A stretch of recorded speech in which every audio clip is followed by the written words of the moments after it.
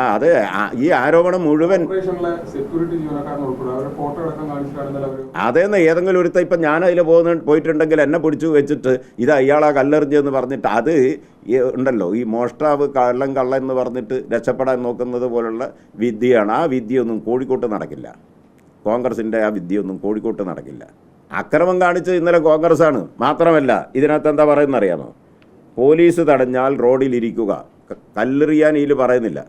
ഇരിക്കാനുള്ള പേപ്പർ മണ്ഡലം പ്രസിഡന്റുമാർ കൊണ്ടുവരണം. പിന്നെ പോലീസ് അറസ്റ്റ് ചെയ്ത് നീക്കുന്നവരെ റോഡിലിരിക്കണം. അറസ്റ്റ് സ്റ്റേഷനിൽ രേഖപ്പെടുത്തിയതിന് ശേഷം മാത്രമേ പിരിഞ്ഞു പോകാൻ പാടുള്ളൂ. അപ്പോൾ സ്റ്റേഷനിലേക്ക് അറസ്റ്റ് ചെയ്ത് കൊണ്ടുപോകുന്നതിന് ഇവരനുകൂലമാണ് അല്ലേ? ഇന്നലെ എന്താ ഉണ്ടായത്? മനോരമയുടെ വാർത്ത തന്നെ എടുത്താൽ ഞാൻ വേറെ ഒന്നും പറയുന്നില്ല. മനോരമയെ ഞാൻ ആധികാരികമായിട്ട് ഇത് നിങ്ങളുടെ മുമ്പിൽ അവതരിപ്പിക്കുന്നത് എന്തെന്നാണെന്നറിയോ? കോൺഗ്രസിൻ്റെ പ്രവർത്തകരെയും നേതാക്കന്മാരെയും ഇന്നലെ ഈ കൊലവിളി ഇതെല്ലാം നടത്തി അക്രമം നടത്തി ഈ സമരത്തിന് അവിടെ നിന്ന് അറസ്റ്റ് ചെയ്ത് വാഹനത്തിൽ കയറ്റി കൊണ്ടുപോകുമ്പോൾ ആ വണ്ടി തടഞ്ഞു. അക്രമം ഉണ്ടാക്കാനല്ലേ?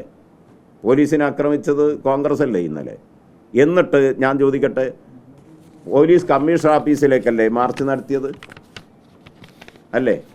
വേറെ എവിടെയെങ്കിലും മാർച്ച് പ്രഖ്യാപിച്ചിരുന്നോ ഇന്നലെ? നിങ്ങളറിവിൽ എവിടെയെങ്കിലും പ്രഖ്യാപിച്ചതായിട്ട് നിങ്ങളില്ലല്ലോ മുൻകൂട്ടി. എന്നാൽ ഇന്നലെ ആ സഹകരണ ഭവനിലേക്ക് ഏതോ ജില്ലയിലെ കോൺഗ്രസിൻ്റെ പ്രവർത്തകന്മാരുടെ ചില പ്രാദേശിക നേതാക്കന്മാരുടെ നേതൃത്വത്തിൽ അത് പ്രത്യേകം നിയോഗിച്ചതാണ് അക്രമത്തിന്.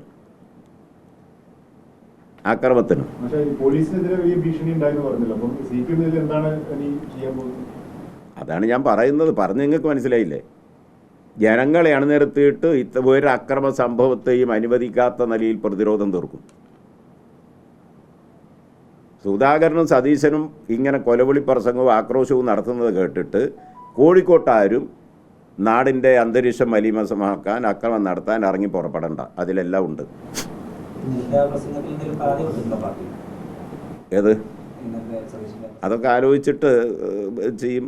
ഒന്നാമത്തത് നിങ്ങൾ കാണുന്നില്ലേ, സഹകരണ പ്രസ്ഥാനം മുഴുവൻ, ബാങ്കുകൾ മുഴുവൻ മാലപ്പടക്കം പോലെ പൊട്ടിക്കും. എന്താ ഇയാളെ വിരൽത്തുമ്പിലാണോ? കേരളത്തിലെ ജനങ്ങളുടേതാണത്. ജനങ്ങൾ സംരക്ഷിച്ചോളും. കേന്ദ്രത്തിൽ സംഘപരിവാറിൻ്റെയും നരേന്ദ്രമോദിയുടെയും അമിത്ഷായുടെയും നേതൃത്വത്തിലുള്ള നീക്കത്തെ ചെറുക്കാൻ കേരളത്തിലെ ജനങ്ങൾക്ക് ശക്തിയുണ്ടെങ്കിൽ കേരള രാഷ്ട്രീയത്തിലെ പരിഹാസ കഥാപാത്രത്തിൻ്റെ ഈ ആക്രോശത്തെയും ചെറുക്കുന്നതിന് ജനങ്ങൾക്ക് അതിന് വലിയ ശേഷിയൊന്നും വേണ്ട, വലിയ കരുത്തൊന്നും ആവശ്യമില്ല എന്നുള്ളത് അദ്ദേഹം മനസ്സിലാക്കുന്നത് നല്ലതാണ്. എല്ലാറ്റിൻ്റെയും ഉത്തരവാദി സുധാകരനാണ്. കോഴിക്കോട്ട് വന്നിട്ട് അയാളോട് പോയി അദ്ദേഹം എവിടെയപ്പോൾ ഉള്ളത്? എവിടെ? അദ്ദേഹം ഇപ്പോൾ സുധാകരൻ ആ പ്രഖ്യാപനത്തിലൂടെ കേരള രാഷ്ട്രീയത്തിലെ ഒരു മാലിന്യമാണ് എന്ന് ഇപ്പോൾ അദ്ദേഹം സ്വയം തെളിയിച്ചിരിക്കുകയാണ്. ആളുകൾക്ക് പരിഹാസമാണ് ഇവരെ പറ്റിയൊക്കെ. പക്ഷേ ഈ ടൗൺ ഏരിയ കമ്മിറ്റി യോഗത്തിൽ PSC കോഴ വിവാദവുമായി ബന്ധപ്പെട്ട് ചില കാര്യങ്ങൾ ഉയർന്നു വന്നു.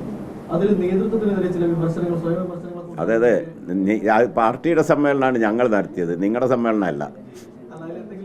അതെ, നിങ്ങളെ വിളിക്കുമ്പോൾ നിങ്ങൾ ഉന്നയിച്ചോളൂ. പാർട്ടി സമ്മേളനത്തിലൊന്നും ഞാൻ കേട്ടിട്ടില്ല. ഞാൻ ആദ്യവസാനം പങ്കെടുത്തതാണ്. അത് നിങ്ങൾക്ക് കുറേ ഭാവനാ സൃഷ്ടി ഉണ്ടല്ലോ നിങ്ങളെ, അത് നിങ്ങൾ ഉൽപ്പാദിപ്പിച്ചോളൂ. അതെന്താ ഇനിയും കുറഞ്ഞു പോകുന്നത്? നിങ്ങൾ കുറച്ചുകൂടി ഉൽപ്പാദിപ്പിച്ചോളൂ.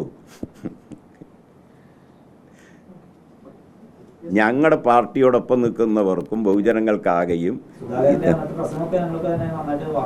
ചിലർ കൊടുത്തിട്ടുണ്ട്.